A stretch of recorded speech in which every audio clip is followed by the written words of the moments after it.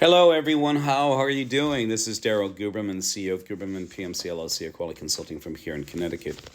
Today, we are going to break open for those people who are accredited by ANSI-ANAB. Doesn't matter what registrar you hold, but this is for the accreditation of your accreditation body. The American National Standards Institute and the American National Crediting Board, ANSI, took over complete control over ANAB in 2018. They are also underwriters, which means they take all systematic and product failures within that system because of IAF, the International Accreditation Form, incorporated in Delaware. That's what was formed by ANSI as the main founder, and then you have the affiliate, ANAB.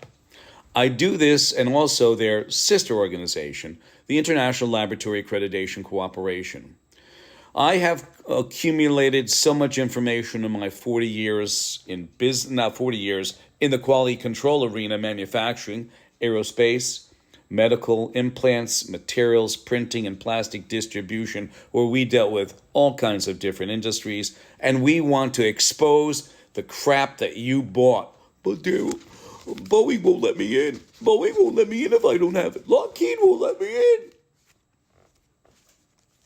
My friends, when you send parts to Boeing and Lockheed and they have a quality issue on that aircraft, whether it was your part or not, it taints your reputation.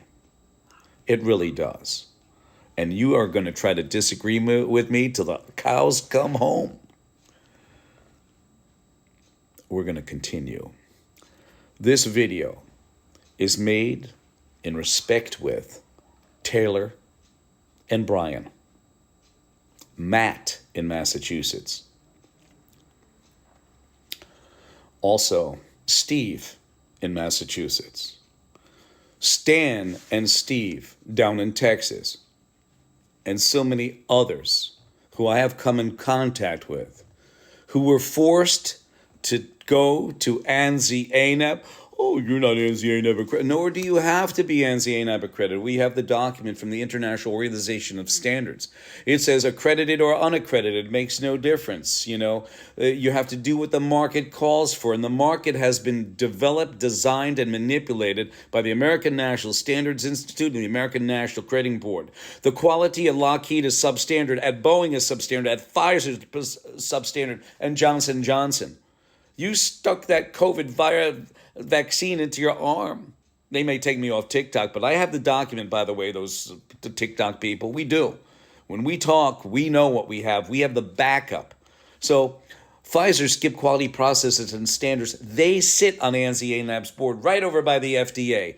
And they had recalls as well. Johnson & Johnson, 75 million vials of COVID returned because of contamination, skipping quality processes and standards. Boeing, fudge documentation, Fudge documentation, putting the steel into their aircraft that you're flying on. You don't make this up. That was when they were an FAA regulator, they were an agency of the FAA between 2009 and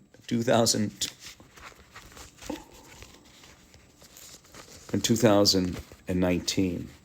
They still fudged out to this day, from 2007 to 2018 at their composite facility in Pennsylvania for the V-22 Osprey Bell Boeing. They were fudging $8.1 million. Just look it up and you'll see.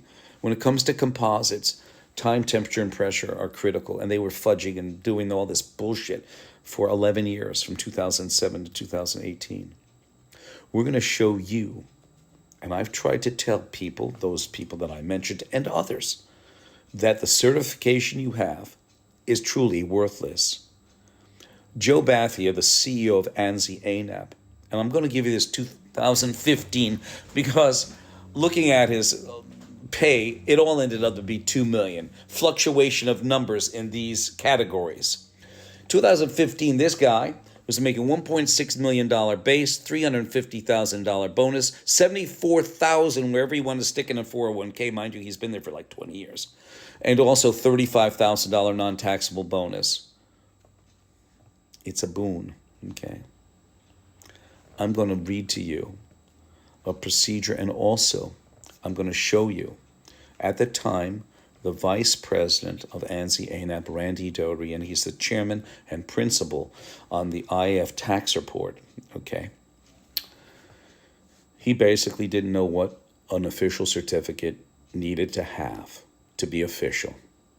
Honestly, it's disgusting.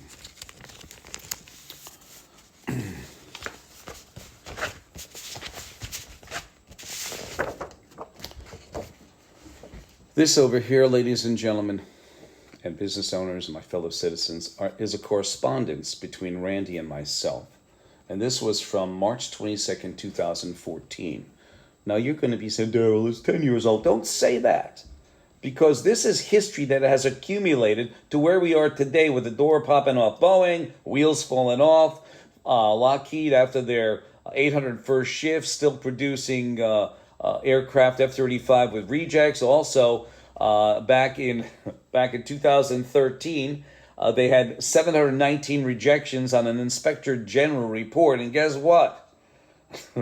100 of those 719 could cause loss of aircraft and pilot. But in today's world, guess what? The last aircraft to come off the line had 821 rejections. I don't know how many of those will cause loss of aircraft and loss of pilot. Lloyd Austin, under deposition, and Mr. Getz, the congressman, senator, whatever, asked him, is it true that the F-35 is only 29% ready to action? That means out of 100 aircraft, ladies and gentlemen, you only have 29. Guess what he said? After he sweated a little bit, he said, yes, it's very true. It's only 29% ready. What the hell is that? So let me read this to you. What makes a certificate official? A certificate is considered accredited only if it bears the accreditation mark. Now I'm going to show you this. This is from 2012. 2014, he said an official cert has the accreditation mark. Let me just read this. Now, this is an ANAB document, ANSI-ANAB document from 2012. As a matter of fact, it's from 11/30/2012, and it's a rule number 16. ANAB accredited and applicant certification bodies shall identify the following: the name and address of the certification mark of the certification body. Other marks, accreditation symbol, may be used provided that they are not misleading and ambiguous. Now, he said what makes it official is the accreditation mark. On their procedure here, okay, on their accreditation rule, it said it must be the registrar's mark, and if you want, you put on the accreditation mark. There's the vice president of quality, okay, ANSI-ANAB, a vice president, who's also the chairman and principal on the IF tax report. He doesn't even know what a fucking, and I can say that because of Patrick Shanahan saying that when he was discussing about the F-35 when he was Deputy Secretary of Defense under Donald Trump. He was also an employee of Boeing, and most recently, he's the CEO of Spirit Aerospace Systems. So it's fucked up. What the fuck is he saying? That's exactly it. An official certificate has to have the accreditation mark. And it's saying over here, it says name, address, certification mark of the certification body.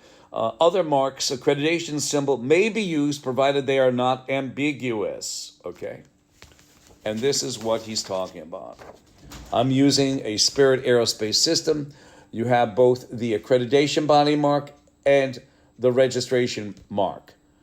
So you bought into a certification that leader, and on their, by the way, on their website, is your certificate accredited? If it was accredited by an ANSI-ANAB registration company, then it's probably good. What the hell is that probably good? No wonder why the quality's fucked up.